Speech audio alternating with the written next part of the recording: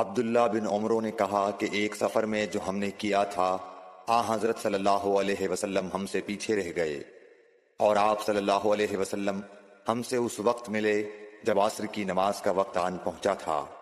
हम जल्दी जल्दी वुजू कर रहे थे, बस पाँव को खूब धोने के बदल हम यूं ही सा धो रहे थे। ये हाल देखकर आप सल्लल्लाहु अलैहि वसल्लम ने बुलंद आवाज से पुकारा, देखो एड़ियों की खराबी दोज़ख से होने वाली है। 2 या 3 बार आप सल्लल्लाहु अलैहि वसल्लम ने यूं ही बुलंद आवाज से फरमाया। Like, share and subscribe for more videos.